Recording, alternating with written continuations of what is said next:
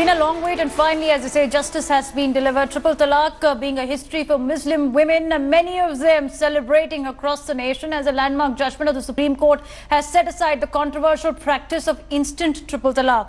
5-judge bench headed by Chief Justice of India, J.S. Khair, in a 3-2 decision said the Triple Talaq is now unconstitutional. They've also paved way for the legislator to decide for the next 6 months to lay down the modalities. The court has now given 6 months to the centre to pass a law banning Triple Talaq, and even if the centre fails to pass a law in this time, Triple Talaq will remain illegal. The court has also said that political parties should set aside the differences, help the parliament in passing a law against Triple Talaq.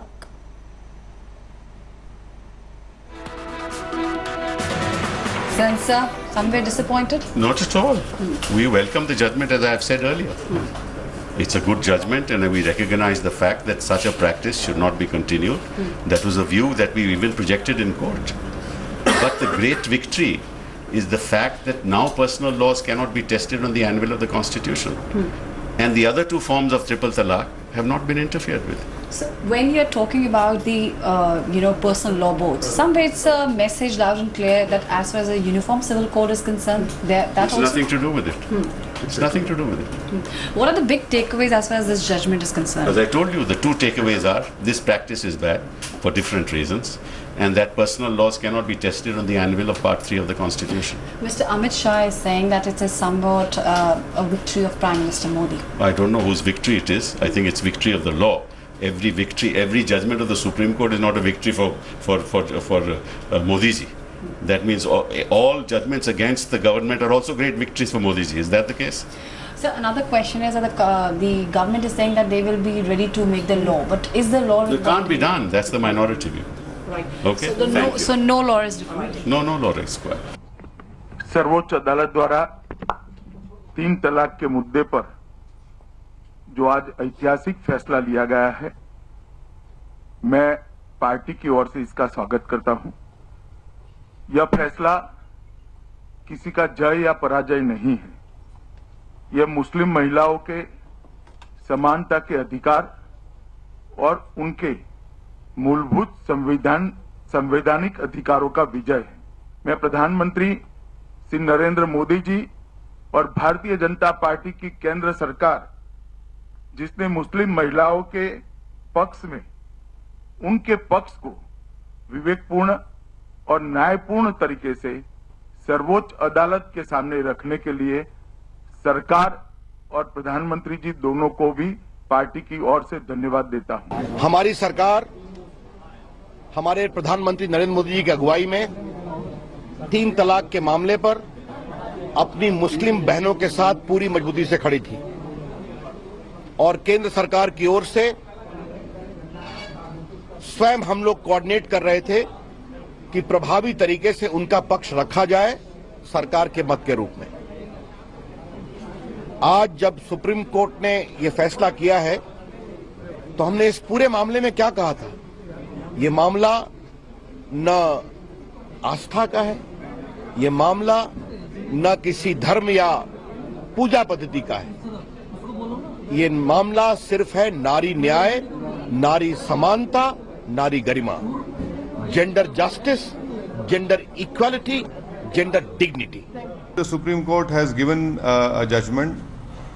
We have to respect the judgment, but there are many practical difficulties which will arise now. There are so many other issues, and it's going to be a great Herculean task to implement this on the ground. Definitely, I can say that it was not a unanimous judgment. The BJP government wanted the whole divorce, that is Talaq-e-Bidat, Talaq-e-Ahsan, Talaq-e-Hasan, to go away, which the then Attorney General argued on behalf of the government. That has not been accepted. And personal laws cannot be challenged under the ambit of fundamental rights. Now, this has clearly been told by the Supreme Court majority judgment. Again, the government said no, the personal laws can be challenged under fundamental rights. All right, with that, going across to Padmaja Joshi, who is joining us in the special broadcast as Triple Talaq ends.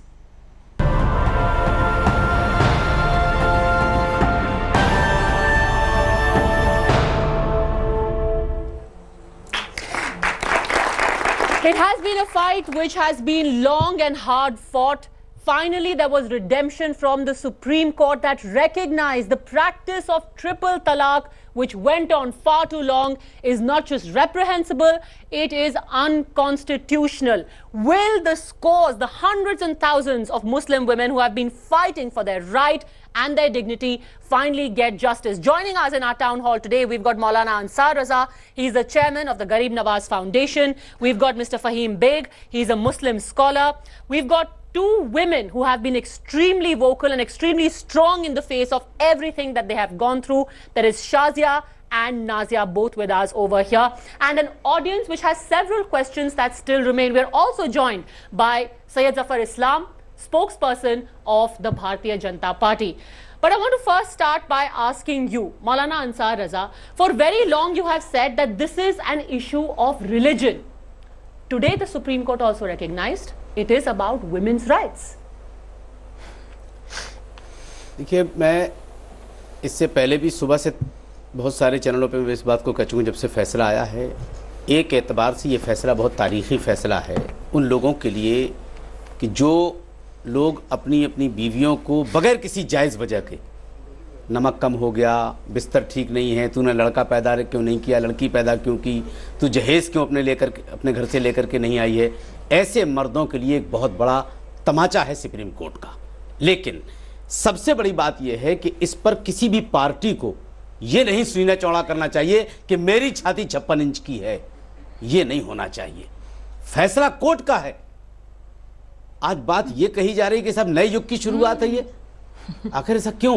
नहीं, माननीय court के आपके युग को बढ़ाने में शरीक कर लिया आपने उनको? नहीं, मैं इसलिए ये सवाल आपका जो आपने जो तर्क दिया है वो इसलिए सही नहीं है क्योंकि कोर्ट को ही अंदर आना पड़ा, सरकार को ही इन्वॉल्व होना पड़ा, इन महिलाओं को ही लड़ना पड़ा। आपको भी छाती चौड़ी करने का कोई हक नहीं है। आपको शर्मसार होने की जरूरत है। क्यों? क्योंकि शर्मसार होने की जरूरत है भाई? औरतें आपके पास आती रही, आपसे बोलती रही। अब सुनिए, रिफॉर्म कीजिए, इसको बदल दीजिए, इसको रोक दीजिए। हमारी जितनी ताकत है इस मुल्क में, जो अधिकार हिंदुस्तान के संविधान ने दिया है, हम अपनी मस्जिद से ऐलान कर सकते हैं, पोस्टर छाप सकते हैं, जलसों में कह सकते हैं। आपने ये सब किया? बिल्कुल सब कुछ किया और एक जमाने से हम करते चले आ रहे हैं। लेकिन उत्तर प्रदेश के चुनाव से पहले जो आरएसएस ने मुस्लिम महिला मोर्चा खड़ा किया वो ज्यादा हावी हो गया है बनिस्बत के हम लोग कमजोर पड़ गए। मौलाना अंसार रजा, पहली बात तो मेरे को ये नहीं पता कि आरएसएस ने ये मोर्चा खड़ा किया, किसी हमें ने किया, पर अगर उनकी वजह से आपके चैनल पे डंके की चोट पे कह रहे हैं तो अच्छा हुआ कि उन्होंने इलेक्शन के पहले इस मोर्चे को खड़ा किया। बात खत्म हो गई। इसी के बाद ये लड़ाई लड़ी गई है। मैं आप लोगों से पूछना चाहती हूँ, शाजिया और नाजिया, ये तो कह रहे हैं सालों से ये लड़ रहे हैं आपके साथ, है कि आज औरत को न्याय मिलने की एक उम्मीद नजर आ रही है मुस्लिम औरत को।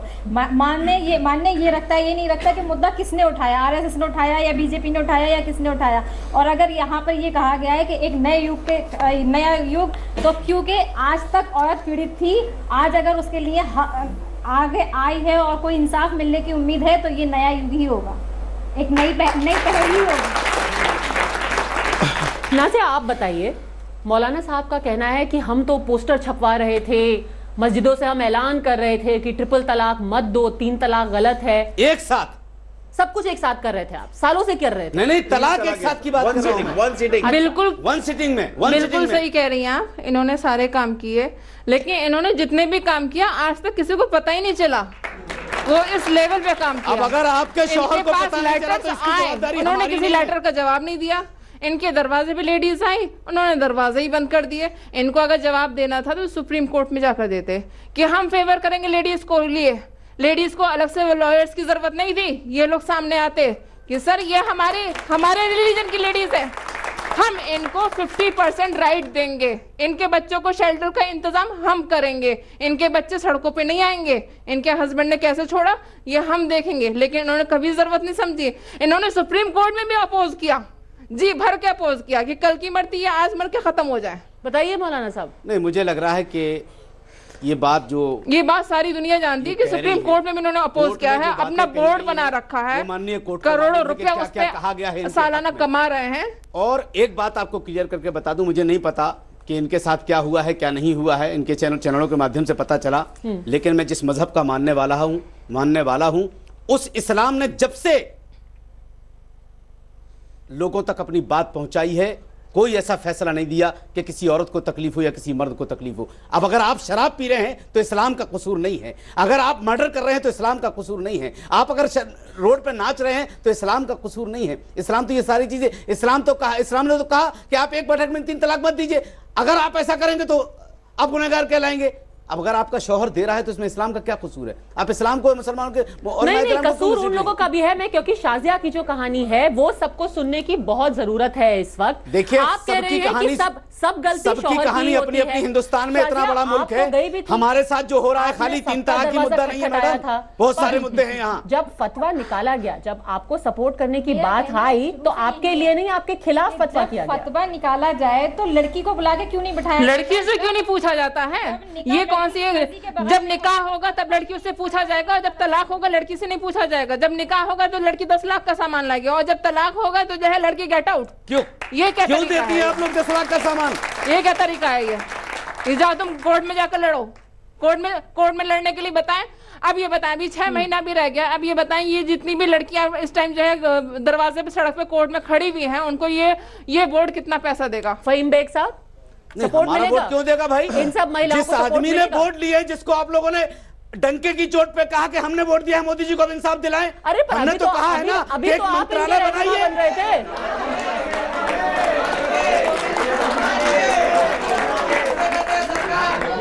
हैं? क्या कीजिए? दिलवा दिए उन्होंने। किसको?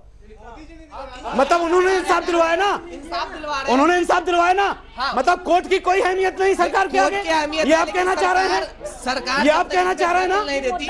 ये आप कहना चाह रहे हैं कि कोर्ट, मोदी सरकार ने किया, कोर्ट की कोई अहमियत नहीं? आपका दिमाग खराब है क्या? आप कोर्ट को बेइज्जत कर रहे हैं। आप मौलाना अंसार रज़ा साहब, आपने अभी तक कहा कि इसमें किसी को अपनी 56 इंच की छाती चौड़ी नहीं करनी चाहिए, क्योंकि कोशिशें हमने भी बहुत की। छाती चौड़ी करते जब गोरखपुर में 63 बच्चे मर गए ऑक्सीजन की वजह से, वहाँ छाती चौड़ी करते ना। फहीम बेग साहब, सवाल आपसे ये है, अभी भी मौका है, ये महिलाएं आपसे पूछ रही हैं, अब तो सपोर्ट कर दीजिए, अगले 6 महीने तक तो सपोर्ट कर दीजिए। अब जिनको जरूरत है, जिनको 3 तलाक हो चुका है, क्या अब कुछ उम्मीद कर सकती हैं कि आपसे सपोर्ट मिलेगा? देखिए, मैं फिर कहूंगा कि इंटरप्रिटेशन जो है वो बहुत गलत की गई है। 3 तलाक एक सिटिंग में, इंस्टेंट तलाक, ये 1 शॉट तलाक, सब ने इसके खिलाफ फतवा भी दिया है और इसके खिलाफ तमाम जितनी एजेंसीज हैं, इस्लामिक एजेंसीज, सब खड़ी हैं। जिन महिलाओं के साथ ये हुआ और जिन शैतानों ने ये किया, अफसोस ये रहा कि वो पूरा पैनल वहां तक नहीं पहुंच पाया जैसा कि हमारा मुस्लिम पर्सनल लॉ बोर्ड है। मैं खुद ज़ाती तौर पर ऐसी महिलाओं से मिला हूं, तो पाया ये गया कि वो उस दरवाजे तक नहीं पहुंच पाई, वहां तक नहीं पहुंच पाई, जिसकी वजह से ये जो कम्युनिकेशन गैप हुआ, और ये उन शैतानों ने जो अपने ज़ाती फ़ायदे के लिए दूसरी औरत के चक्कर में, दहेज के चक्कर में, शराब के चक्कर में, पारिवारिक झगड़ों के चक्कर में 3 तलाक को Fahim Beg, I am sorry, it is unfair to blame it only on individuals because the fact is this exploitation of women was institutionalized. पूरे institutions थे जो कि कोशिश करते थे कि इन औरतों की आवाज को दबाया जाए। और ये इल्जाम है, ये कैसी बात कर रहे हैं? यही हुआ है, दबा रहा है, अगर आप कैसी बात कर रहे हैं? अगर कोर्ट गई है ना, ऐसा कोर्ट गई है ना सर, आपने अगर आप भ्रम फैलाना है तो आपकी अपनी मर्जी है, जो चाहे बोलिए आप लोग। नहीं, क्या मैं गलत बोल रही हूं? आवाज दबाई, ये बताएंगी बहनें हमारी, किसने मना किया कोर्ट मत जाइए? नहीं, कोर्ट ये क्यों जाए? ये तो ऐसा हुआ कि किसी के साथ ज्यादती हो गई, फिर आप उनके ऊपर जिम्मेदारी डाल रहे हैं कि आप कोर्ट जाइए। किसी ने चोरी कर ली, आप जाकर के उसको पकड़िए। अरे चोरी तो हमने ये कहा कि मत जाइए ना, हमने कहा कि जाइए। आपके साथ जो नाइंसाफी हुई है, देखिए तलाक के मैं पहले एक सिस्टम बता देता हूं आपको। मौलाना साहब, इस नाइंसाफी को रोकने की जिम्मेदारी किसके पास थी? आपके पास थी। आपने नाइंसाफी को रोका नहीं, जब हो गई तो कहा आप कोर्ट जाओ। बात वही होगा ना कि हम घर घर जाकर के तो कुछ कर नहीं सकते। फिर आप कहोगे कि ये बात कैसे कह दी आपने? आप क्यों धन के ठेकेदार बन के बैठे हुए हैं? आवाज आ गई कि आप ये कैसे कह सकते हैं घर घर मत जाइए? Okay, let me now get in the politicians on this as well. Syed Zafar Islam and Akhilesh Pratap Singh of the BJP and Congress respectively. Syed Zafar Islam, today the issue is that all the people who conveniently turned a blind eye to what was happening in terms of this instant triple talaq are saying, we were always against it and we respect what the court is saying, but you are the one who's politicizing it. The BJP is the one who is politicizing it. Padmaja, should I speak in English or should I speak in Hindi? Speak in Hindi. I think it will be easier for everyone here to understand. Okay. पहली बात तो आज जो दो आपके महानुभाव अंसार रजा साहब और फहीम बेग दोनों बिल्कुल कंप्लीटली एक्सपोज हो गए हैं। इनकी जो भी स्टैंड थी, दोनों बहनें जो बैठी उन्होंने बिल्कुल एक्सपोज कर दिया कि इनकी पहल कभी रही नहीं और ये आज उनके मुंह पे जो तमाचा मार रही है हमारी बहनें वो साफ दिख रहा है। पहली बात। दूसरी बात आप सुन लीजिए, दूसरी अरे साहब सुन लीजिए, बच्चों से आप अभी वहां एक बच्चा आपसे सवाल कर रहा था, उसको जवाब देने के बजाय आप उस पे भी चढ़ रहे थे। सुन लीजिए, आज जो भी आपने स्टैंड लिया वो गलत है। भारतीय जनता पार्टी उन महिलाओं के साथ जरूर खड़ी थी, मुस्लिम महिलाएं जो कोर्ट का दरवाजा खटखटाए, जो पीड़ित महिलाएं थी और हमारी सरकार भी बिल्कुल। अरे तो जो बेवा औरतें उनको कुछ पैसा भी तो बांट दीजिए। 6 महीने तक कॉन्स्टिट्यूशन उनको इजाजत देता है, बराबरी का हक देता है, वो हक आप दिलाने में कमजोर आप चाहते ही नहीं थे उनको बराबरी का हक मिले, इसलिए आप उनके साथ कभी खड़े नहीं रहे। सही कहा उस बहन ने कि अगर आप सुप्रीम कोर्ट में अगर आप अपोज करने के बजाय उनके साथ खड़े आपने बनाई वो सही कह रही है। आपको तो जो आदमी कभी खड़े नहीं रहे और इस्लाम को नीचे दिखाने में कहने का अधिकार नहीं है। आज आपको उनके सामने माफी मांगनी चाहिए, फहीम बेग को माफी मांगनी चाहिए, इसलिए कि उन्होंने उनके अधिकार के बारे में कभी नहीं बात की और उनके पीड़ा के कभी समझा नहीं। नहीं, हमारी सरकार ने समझा, हमारी सरकार कोर्ट ने समझा, वो कोर्ट पे गए थे, कोर्ट पे गए थे। अरे फहीम बेग साहब, आज आप दोनों जो है, आप दोनों को कोई और नहीं, मुस्लिम महिलाएं और मुस्लिम बहनें जो वहाँ बैठी वो उनके तमाचे लग रहे हैं आपको, इसलिए कि जिस तरह की बातें उन्होंने कही बिल्कुल सही कहा। आप किस तरह का, आप अगर इसके खिलाफ थे तो किसको पता था भाई? आप पॉलिटिकल काम करते हैं, लेकिन आपको जो काम करना चाहिए इस मौके पर पॉलिटिक्स को साइड में रख के इस बात को रिकॉग्नाइज करना चाहिए कि ये बहुत पहले हो जाना चाहिए था, देर से ही सही पर कम से कम आखिर अब ये जर्नी शुरू तो होगी। 70 साल हो गए हमारी आजादी को। शर्म की बात है कि अब जाकर के 70 साल के बाद मुस्लिम महिलाओं को उनकी डिग्निटी मिल रही है।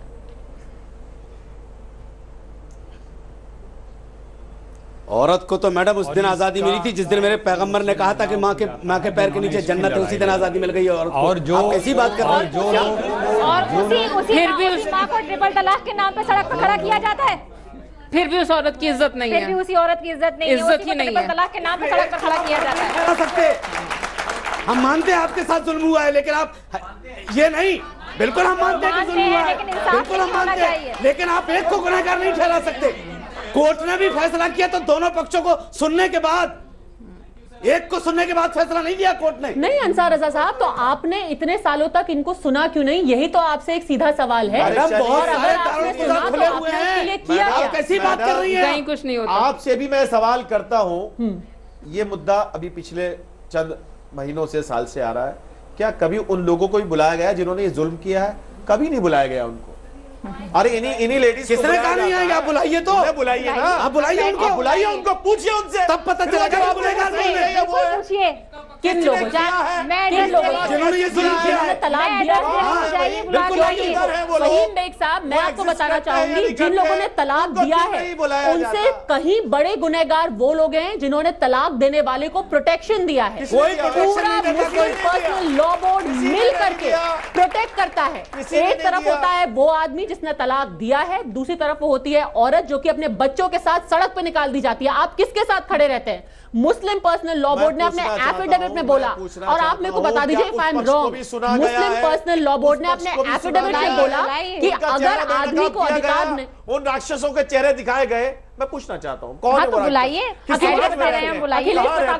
अखिलेश प्रताप सिंह। मैं इजाजत चाहूंगा, जाना है, मैं इजाजत चाहूंगा। अखिलेश प्रताप सिंह, मेरी बात तो जी मुझे कोई बोलने दे तब ना मैं बोलूं। जी बोलिए अखिलेश जी, बोलिए। अखिलेश जी बोलिए। क्रेडिट लेने की बात कर रहे हैं जिसका जिक्र आपने किया, वो लोग जो लोग आज क्रेडिट लेने की बात कर रहे हैं जिसका जिक्र आपने किया, यही लोग जब हिंदू कोड भी ला रहा था, बाबा साहब अम्बेडकर और नेहरू जी ला रहे थे, तो ये लोग कह रहे थे कि महिलाओं को ये अधिकार नहीं मिलना चाहिए, महिलाएं इस लायक नहीं हैं, और विरोध किया, इतना विरोध किया कि संविधान में नहीं लाना पड़ा। बाद में पहला अमेंडमेंट, संवैधानिक अमेंडमेंट करके नेहरू जी ले आए।